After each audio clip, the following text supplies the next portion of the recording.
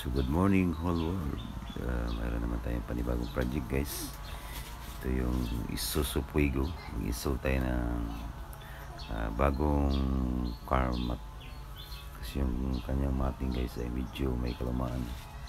So i-install natin yung bago nating matting guys na binili. Ito yung guys. Ito siya guys. Parang din siyang kamukha na original na materials. Pero bago natin patuloy ang aking video guys, huwag niyong kalimutan na mag-like, comment, and share, and subscribe my channel guys, para pag mayroon ako mga bagong video, updated kayo. So maraming salamat guys. So ngayon guys, mag-umpisa tayo mag-measure, tapos magkakat tayo sa materials guys. Ito yung materials niya guys, ikakat natin yan.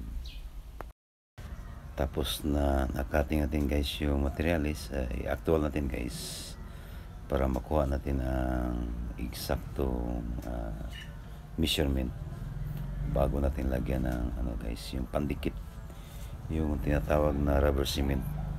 So ikakat muna natin, tapos kuha tayo ng measurement, tapos ikakat natin yung center ng materials guys, para may pasok na to, may pasok natin sa gitna guys. So dito tayo magkakat guys.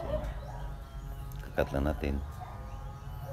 Pagkatapos ating makat guys, cutting, i-actual natin guys. Ayan, tingnan nyo guys, para makuha natin yung eksaktong sukat, hindi tayo mag short. So kailangan muna mag-cut sa gitna, huwag naman yung kalahati lang, tapos ipasok natin sa ilalim. Ayan. Pagkatapos natin ma-estimate guys kung okay na siya, makumuha na tayo ng guys, yung pandikit. So ngayon guys, kakat mo natin, tapos i-actual natin yung pagkuha ng eksaktong measurement guys, para iwas tayo sa guys, sa short. Kasi pag nag-short guys, ayan na, wala na guys, sayang na yung materials. So ayan guys, tingnan ko mabuti kung hindi siya mag-short sa pinakadulo guys. Kailangan talagang tingnan mabuti. Pagkatapos yun guys, baklasin ulit. So maya guys, baklasin ko yan. Pagkatapos kumuha na ako ng pandikit guys, yung tinatawag na rubber cement. So makikita niyo mamaya guys kung paano ko to punasan ng rubber cement guys. Pero nakasimple na guys, para makatipid tayo sa ating labor. Kung meron kong ganyan, pwede na kayo na gumawa. So yan guys, pahid na pahid guys. Pagkatapos mapahiran lahat ng rubber cement yung matting guys, huwag niyong hayaang tumuyo yung rubber cement, kasi iba itong paraan na to guys. Pagkatapos nyo mapahira ng rubber cement yung matting, idikit nyo kagad yung guys, ating. So yan guys, idikit natin yung ating matting, tapos natin napunasan ng rubber cement. So yung una natin idikit guys, ito yung sa gilid din guys, at itutulak natin pa pasok sa ilalim para hindi tayo mag short.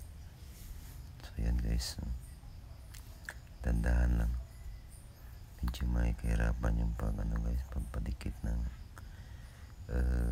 carpet. Ayan guys, pagkatapos guys, dito tayo sa gitna. Ayan, dikit na natin siya guys sa una sa kanyang original na carpet, para medyo kumapal siya. So yan guys, yan, hanapin natin yung mga bolt para pag maglagay tayo ng upuan, madali lang natin makita. So yan guys, medyo mas guys, masama yung amoy, pero taste lang tayo guys, para makapira tayo. So ito yung kanyang procedure guys. Yan, medyo may kahirapan, pero taste na tayo guys. Sa aking mga followers, subscribers, sa aking mga viewers. Maraming salamat sa panonood. Kumusta kayong lahat dyan? So ito guys, gupitin natin ng konti kasi yan, tapos ipasok ito sa ilalim para medyo malinis tingnan. Yan, medyo may katagalan yung pag-install guys, pero natapos na yan. Katapos dyan guys, dito naman tayo sa rear, kasi front at saka i-install natin yung front at saka rear section guys. Ayan na. So ayan guys, doon na tapos na yung side na install guys. Dito naman tayo sa kabila guys. Ayan. So ito na yung finished product guys. So ayan na, kakat natin sa gilid. So ito guys, maglagay tayo ng rubber cement yun para idikit natin dun sa right side. So mag-ingat kayo guys pag kayo guys, maglagay kayo ng rubber cement na hindi madumi yung pinakarap sa mating. So ayan guys, pupunasan na natin yan ng rubber cement guys. Ayan, medyo mabaho yung amoy pero okay lang, ganyan ang pupunas guys. Ayan, hanggang matapos lahat yung pinaka side ng kanyang mating. Ayan. Ayan. Tapos niyang punasan dyan, dito naman tayo sa pinaka main niya guys. Ayan, lagyan din natin yan rubber cement. Medyo may masamang amoy yung rubber cement guys. So, kailangan pag kayo ang gumawa guys, mag-mask kayo. Pero sa akin hindi na, kasi sanay na ako sa guys, sa amoy niya. Ayan guys, ayan lang hanggang matapos nyo yung lagyan ng rubber cement. Pagkatapos idikit nyo kagad, huwag nyo hintayin matuyo guys, para pag magkamali tayo madali na natin ma-remove yung mating. Kasi pag nadikit na sila guys, tapos pumasin na tayo puti guys, para hindi kayo sasawag isa na carpet. Same procedure sa kabila, procedure sa right side. So ayan guys, tapos ikakat natin yung excess nyo guys. Ayan, kasi mayroong dyan, plastic cover para maganda siya tignan, malinis. Dapat may allowance tayo para hindi tayo mag-short. Ayan, kaya kapag nyo guys cover, tapos may lagyan ng screw dyan. So ganyan na guys, tapos na yung sa guys front. Tapos dito naman tayo sa rear. Yan guys, lagyan din natin mating. The same procedure lang kung paano po ito install. So mag-short tayo guys para sure po na hindi mag-short yung mating. Yan, sa 4 tayo guys. So dito guys, kakatatin yan, tapos ipasok natin sa loob na yung mating. Tapos maglagay din tayo ng rubber cement. Sukatin natin guys. Medyo mahirap kasi pala yung guys, cameraman. Ako din yung nagtrabaho, so medyo mahirap buwan ng video. So ito guys, lagyan ko na ng rubber cement. Pagkatapos guys, idikit natin yung kanyang bagong mating guys. Ayan lang yung pagdikit guys, kalate lang. Ayan. Ayan na guys, tingnan nyo guys. Tapos na guys, mamaya guys i-reinstall na natin yung kanyang upuan. So ayan na lang yung resulta guys. Tingnan nyo guys, ito na guys. Yan na ang result guys,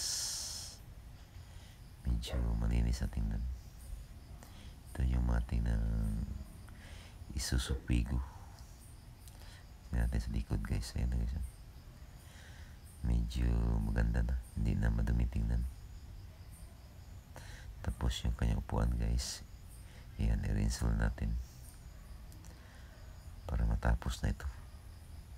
Ayan na guys, yung kanyang upuan. Tapos sa front seat, medyo customize yung design, pero pa nakalagay na logo. So yan ang gusto ng mayari guys, medyo may customize konti yung upuan niya. Tapos sa gilid, ayan, mayroon pa dyan install namin yung siding. Ayan ang resulta guys. Front set, ayan, medyo okay na yung tapos yung mating bago na. Tapos sa likod guys, ayan.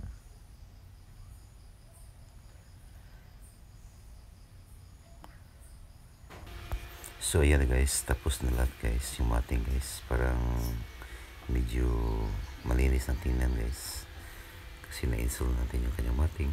Tapos yung kanyang upuan guys, ayan guys. So ganyan lang pag guys, pag mag DIY kayo ng mga carpet nyo sa inyong sasakyan, ay pwede nyo gagayahin yung aking tutorial guys. So yan na result, medyo malinis na. So maraming salamat guys sa panonood guys. Maraming salamat sa lahat ng aking mga viewers, subscribers. Thank you. Kita-kita tayo sa sunod na upload.